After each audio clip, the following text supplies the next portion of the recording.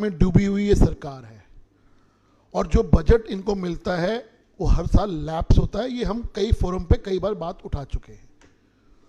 उसी बात की तस्दीक जब परसों विधानसभा के टेबल के ऊपर सीएजी की रिपोर्ट रखी गई तो उसमें भी कुछ तथ्य सामने रखे गए हैं और कुछ दस्तावेज के जरिए सीएजी ने अपनी बात जनता के सामने तक रखी है।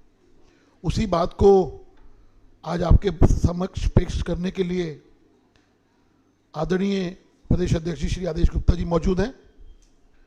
हमारे साथ विपक्ष में हमारे नेता प्रतिपक्ष श्री रामवीर सिंह जी विधूड़ी मौजूद हैं। मेरे साथ डायस पर मेरे साथी श्री हरिहर रघुवंशी जी हैं। अब मैं निवेदन करूंगा कि आदरणीय अध्यक्ष जी से आप सबको जो सीएजी के जो तथ्य सामने आए हैं उसको लेकर आप सबको संबोधित करें। आदरणीय अध्यक्ष जी। धन्यवाद। सभी हमारे पत्रकार मित्रों का और फोटोग्राफर साथियों का अभिनंदन। आज की प्रेस वार्ता में उपस्थित पार्टी के सीनियर नेता और नेता विपक्ष आदरणीय श्री रामवीर सिंह विधूड़ी जी, हमारे मीडिया दिल्ली मीडिया के बहुत ही सीनियर श्री हरीश खुराना जी और रघुवंशी जी और सभी पत्रकार मित्रों।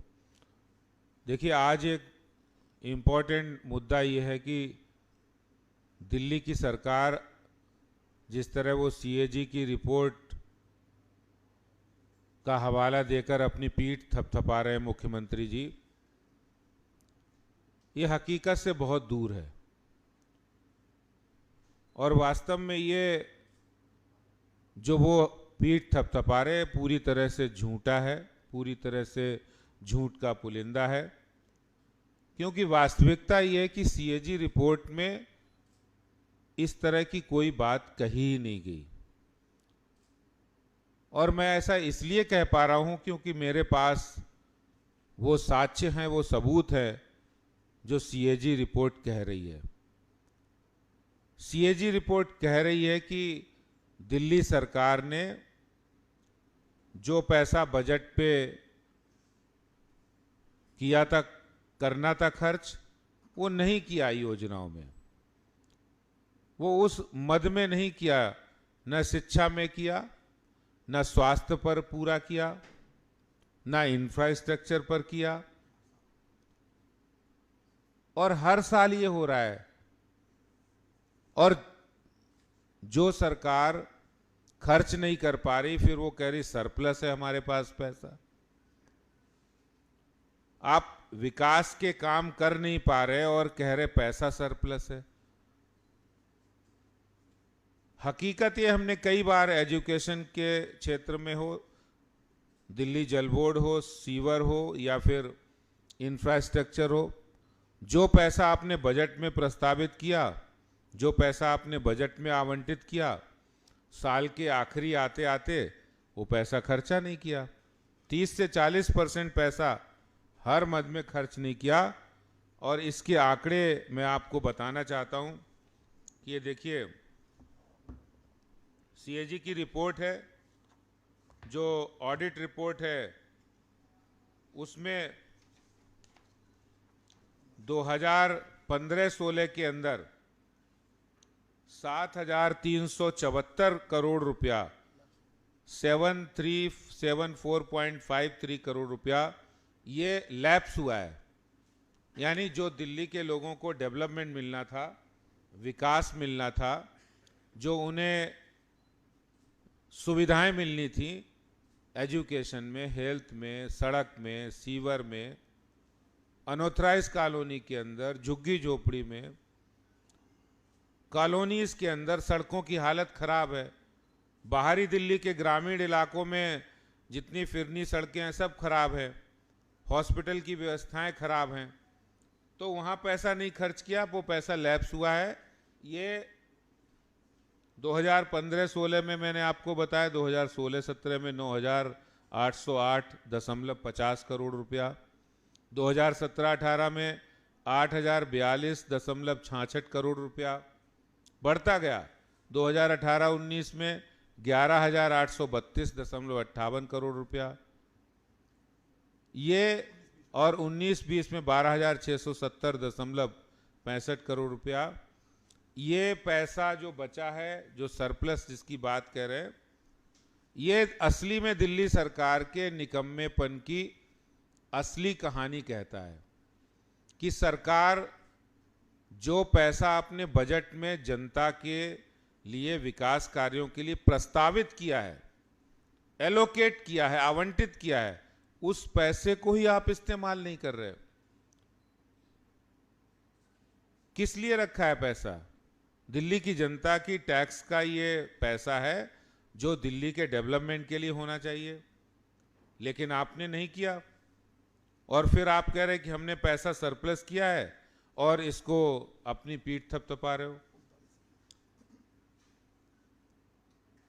39 ऐसी स्कीम्स हैं दिल्ली सरकार की जिसमें वो स्कीम की घोषणा तो की लेकिन खर्चा ही नहीं किया।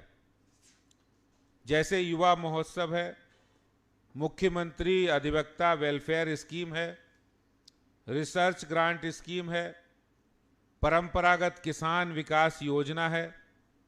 ये वो योजनाएं हैं जो किसान हो, युवा हो, रिसर्च स्कॉलर हो या एजुकेशन हो या अधिवक्ता हो, उनके लिए जो पैसा देना था वो आवंटित किया लेकिन खर्चा नहीं किया। इसका मतलब स्कीम आपने अनाउंस कर दी लेकिन उसका कोई नीचे इंप्लीमेंटेशन नहीं हुआ। और मैं एक जानकारी और देना चाहता हूं कि जहां एक और दिल्ली सरकार हर साल दर साल अपने लैप्स अमाउंट उनका बढ़ता जा रहा है, इससे पता लग रहा है कि दिल्ली के प्रति कितनी जवाबदेही है। पानी की समस्या बढ़ रही है, रोड और इंफ्रास्ट्रक्चर की समस्या बढ़ रही है, सीवर की समस्या बढ़ रही है। तो ये पैसा आपने सरप्लस पैसा कब इस्तेमाल करोगे? दिल्ली की जनता पॉल्यूशन से त्रस्त है, बीमार पड़ रही है, अस्पताल ठीक नहीं, कब इस्तेमाल करोगे? कब इंफ्रास्ट्रक्चर सही होगा?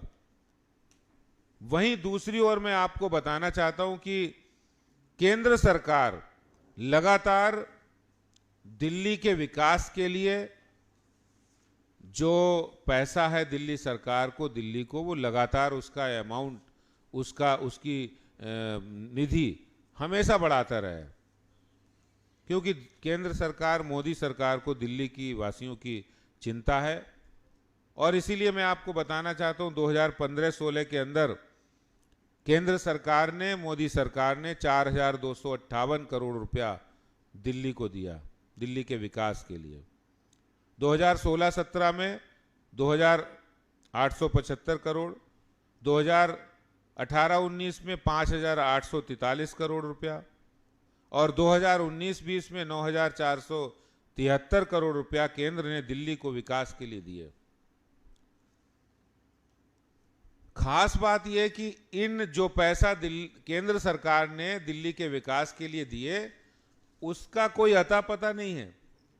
और ये DSIDC की जो कमेंट हैं वो एक खास इस बात को इशारा कर रहे हैं कि केंद्र से जिन योजनाओं के लिए पैसा आता है, यमुना सफाई के लिए आया, दिल्ली में जल जीवन मिशन के लिए आया पैसा, हर घर नल योजना का पैसा आया, दिल्ली के अंदर स्वास्थ्य की बेहतरीन व्यवस्था के लिए पैसा आया, पर्यावरण प्रदूषण को सही करने के लिए पैसा आया, वो पैसा उन्होंने इस्तेमाल नहीं किया। इससे ज़्यादा निकम्मेपन की बात क्या हो सकती है? और रिकमेंडेशन मैं आपको एक पढ़ के सुना रहा हूं कि government needs to formulate a realistic budget based on reliable assumptions of needs of the departments and their capacity to utilize the allocated resources। इसका सीधा अर्थ यह है कि इसका अर्थ है कि जो भी आपके असेसमेंट हैं, जो एजम्पशन है नीड्स के, और जो आपके लोगों ने उसको आपके डिपार्टमेंट, मिनिस्ट्री में जिन लोगों ने किया है वो गलत तरीके से किया है। दो ही बातें हो सकती है, आप सही जगह क्या जरूरत है उसका नहीं कर रहे हैं, सही अनुमान नहीं लगा पा रहे हैं, एस्टिमेट नहीं कर रहे हैं, या फिर आप करना नहीं चाहते। तो दोनों बातों में सरकार के द्वारा जो पैसा बजट एलोकेट किया गया, केंद्र सरकार ने दिया, उनको आपने सही नहीं लगाया। और इसका एक बहुत बेहतरीन उदाहरण मैं आपको बताना चाहता हूं कि यमुना सफाई पर जो केंद्र सरकार ने पैसा दिया था, उस पैसे का जो टेंडर करना था वो 2.5 साल के बाद तमाम केंद्र सरकार के जल शक्ति मंत्रालय के द्वारा तमाम आग्रह के बाद 2.5 साल के बाद वो टेंडर किया। और ऐसे एक नहीं अनेक उदाहरण मैं बताता हूं।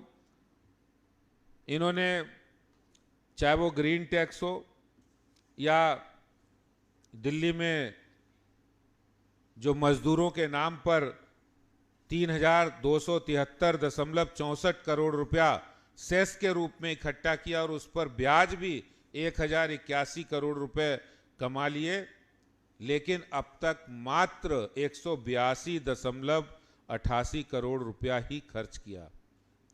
ये गरीब विरोधी, मजदूर विरोधी सरकार है, जिसने मजदूरों के वेलफेयर के लिए इकट्ठे किए गए पैसे को भी मजदूरों, गरीबों के लिए भी इस्तेमाल नहीं किया, उनके वेलफेयर के लिए नहीं काम किया।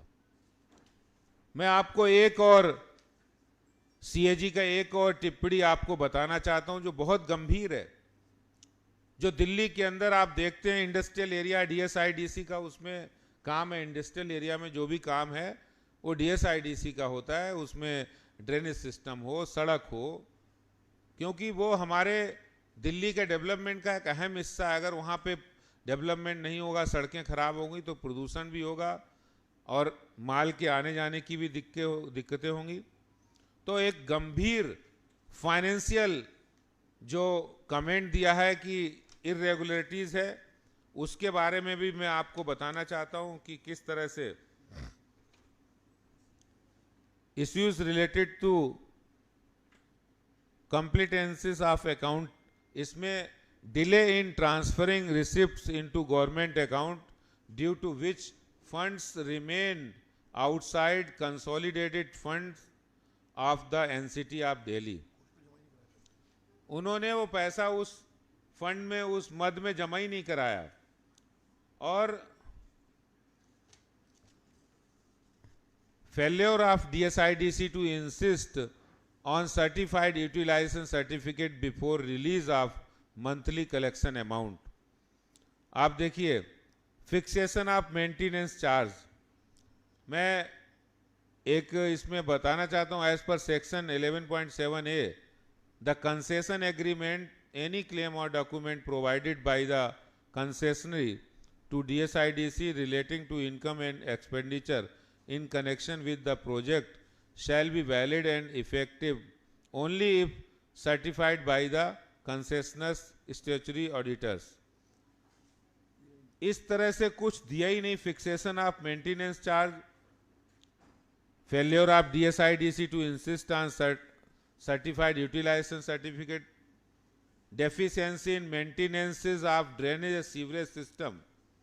बहुत बड़ा गंभीर आरोप सीएजी ने लगाया कि किस तरह से ड्रेनेज और सीवरेज चार्जेस में जो डेफिशिएंसी है मेंटेनेंस में, डेफिशिएंसी इन मेंटेनेंस, ये देखिए, ये मैं आपको कुछ फोटोग्राफ्स दिखाना चाहता हूं जो बिल्कुल चौक ड्रेन है। ये छोटे छोटे दिख रहे हैं, लेकिन मैं आपको दिखाना चाहता हूं कि ड्रेनेज सिस्टम एकदम से दिल्ली का कोलैप्स कर गया है। और उसके कारण से जब एक ही बारिश होती है तो जहां पानी आउटफॉल होता है, जहां जाना चाहिए, वहां पहले से ही चोक है। ये नालों की बात नहीं कर रहा हूं, ये ड्रेनेज सिस्टम की, जो ड्रेनेज सिस्टम कॉलोनी के अंदर बना है, किस तरह से चोक है। ये भारतीय जनता पार्टी का डॉक्यूमेंट नहीं है, ये मुख्यमंत्री जी जिसके लिए आप अपनी पीठ थपथपा रहे थे, ये सीएजी का डॉक्यूमेंट है कि किस तरह से photographs 4 and 5 choked drains and overflow drains in Narela as observed during joint physical verification in January 2020। Photographs 6 and 7 dumping of waste in drains and choked drains in Bhavana as observed during joint physical verification in दिसंबर 2019। तो इस तरह से दिल्ली सरकार sewerage और drainage system उनका fail हो गया है। जो बजट दिल्ली के लोगों के लिए अलॉट हुआ उसको आपने इस्तेमाल नहीं किया। किसने रोका है आपको? आपको कौन रोक रहा है उसको इस्तेमाल करने से? उसको दिल्ली के लोगों की भलाई के लिए कौन रोक रहा है? दिल्ली में नालों की सफाई हो, दिल्ली में बेहतरीन इंफ्रास्ट्रक्चर हो, या सिर्फ बातें ही आप कर पाते हैं? मैं आज आपके बीच जो दिल्ली में मुख्यमंत्री जी अपनी पीठ थपथपा रहे हैं, ये तो मैंने आपको कुछ पॉइंट बताए हैं। अगर सीएजी की पूरी रिपोर्ट 400 पेज की है, उसका अध्ययन किया जाए तो तमाम ऐसी अनियमितताएं, तमाम ऐसे बातें निकलेंगी जिसमें दिल्ली सरकार पूरी तरह नाकाम साबित हुई है। मैं आज अरविंद केजरीवाल जी को ये चुनौती भी देता हूं कि आए वो सीएजी रिपोर्ट पर खुली बहस करें आकर, जिसको लेकर आप पीठ थपथपा रहे हैं उस पर आकर खुली बहस करिए कि आपने सीएजी रिपोर्ट में जो आपके लिए बातें ऑब्जर्वेशन है उसको दिल्ली की जनता के लिए आपने पूरा क्यों नहीं कर पाया। धन्यवाद। बहुत बहुत धन्यवाद अध्यक्ष जी। अब मैं निवेदन करूंगा हमारे विपक्ष के नेता श्री रामवीर सिंह विदुड़ी जी से कि आपके समक्ष अपनी बात रखें। आदरणीय रामवीर सिंह विदुड़ी जी।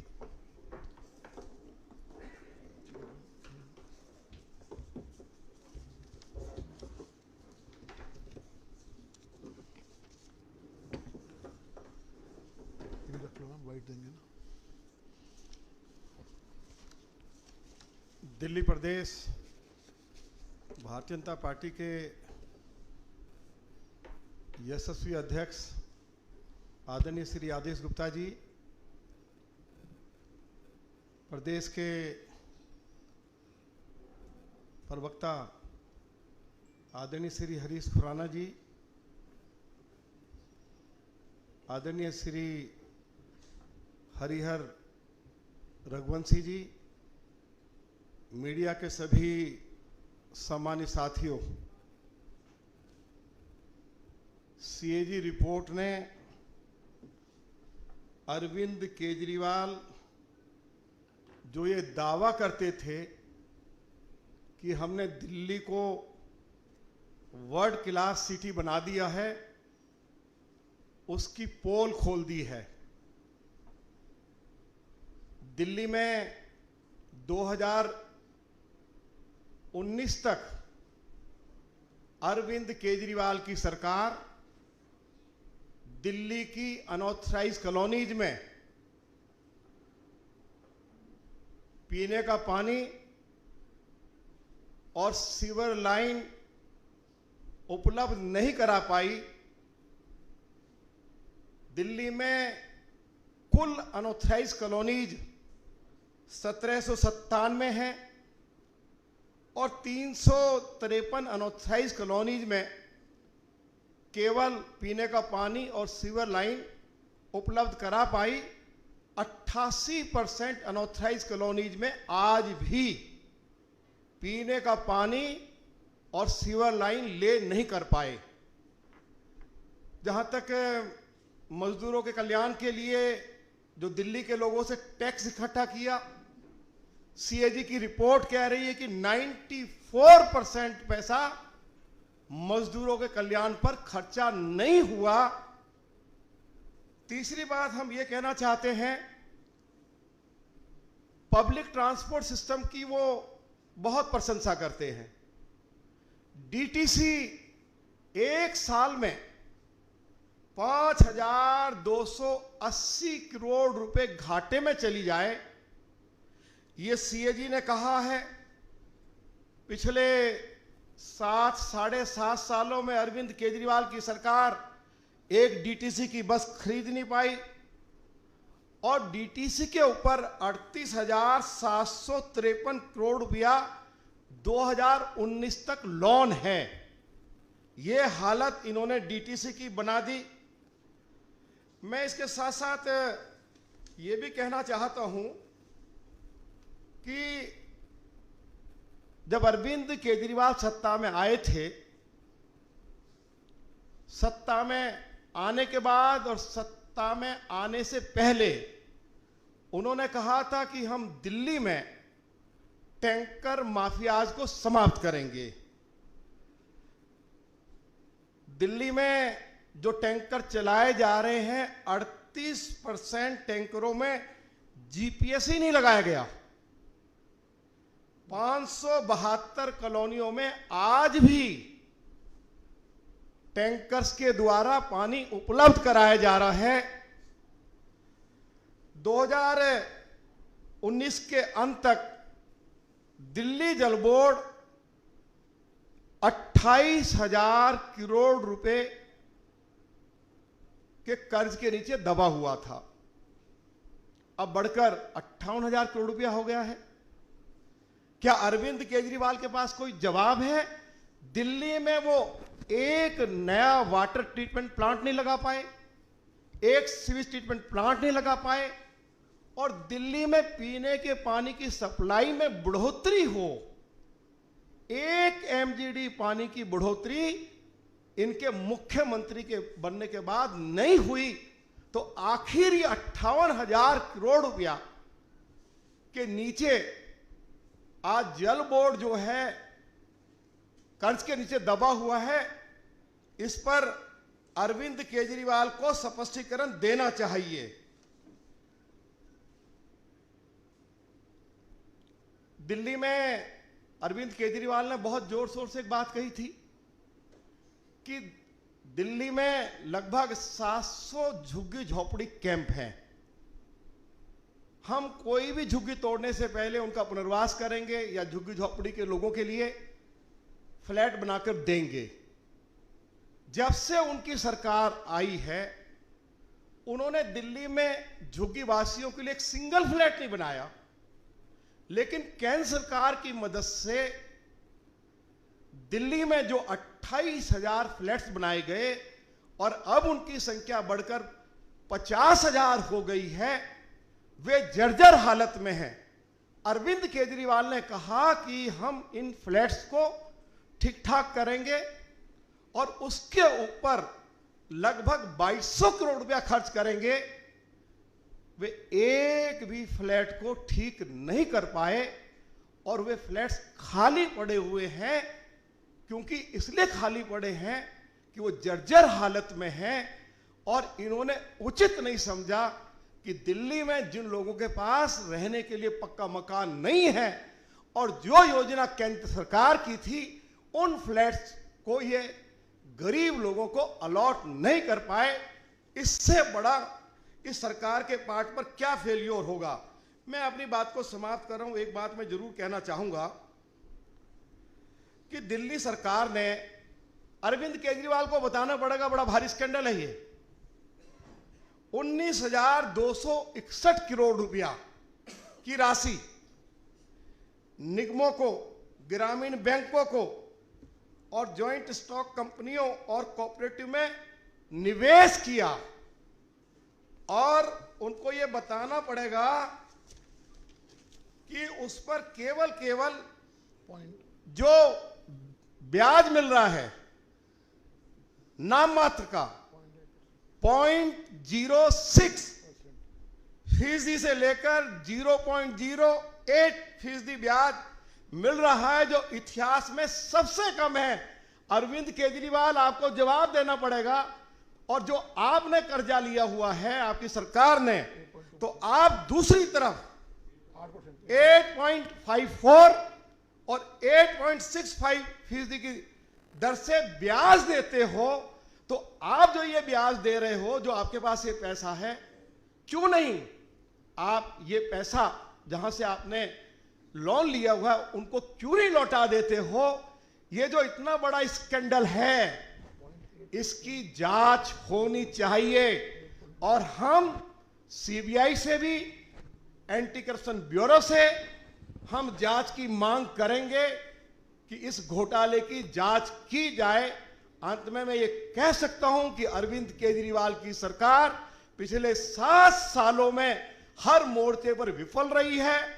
चाहे वो दिल्ली का पब्लिक ट्रांसपोर्ट सिस्टम हो, चाहे वो एजुकेशन सिस्टम हो, चाहे वो दिल्ली की रोड्स हो, चाहे दिल्ली का ट्रैफिक सिस्टम हो, चाहे दिल्ली में जो 24 घंटे क्लीन वाटर उपलब्ध कराने का जो वायदा किया था, एक भी वायदा अरविंद केजरीवाल की सरकार पूरा नहीं कर पाई।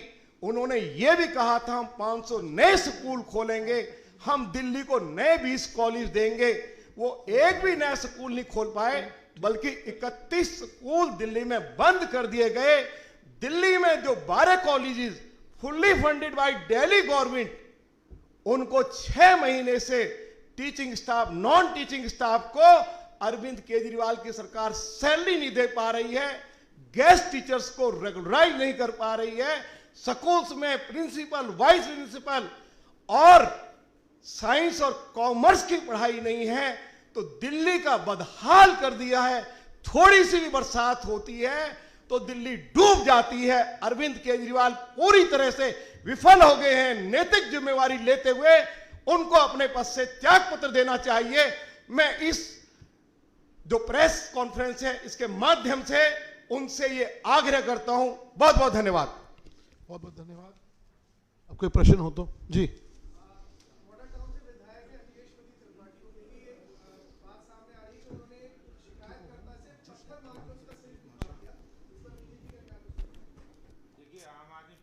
का ये कोई नया कारनामा नहीं है।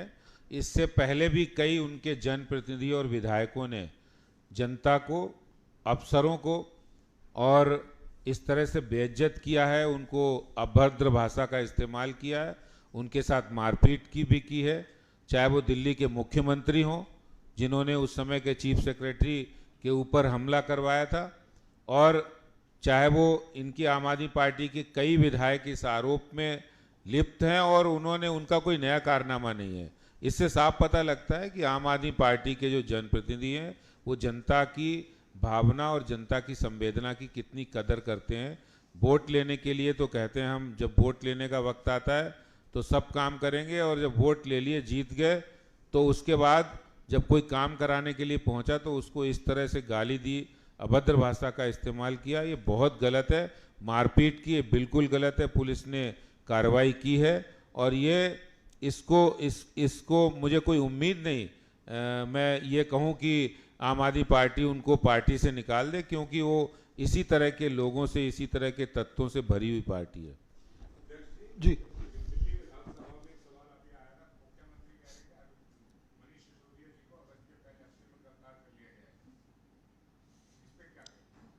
देखिए, तो उन्हीं से आप पूछो, उन्होंने बताया तो वही बताएंगे। वो इससे पहले कई बार कह चुके हैं कि सत्येंद्र जैन जी गिरफ्तार होने वाले हैं।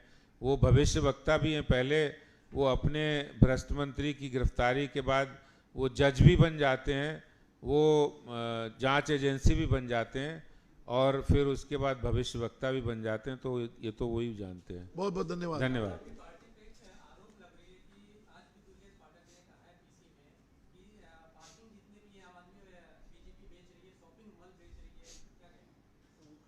देखिए, वो आम आदमी पार्टी का तो आपने देख लिया हाल कि वो क्या कर रहे हैं। वो दिल्ली के अंदर अगर कोई सही तरीके से डेवलपमेंट हो रहा है तो उनको दिक्कत क्या हो रही है। धन्यवाद। धन्यवाद।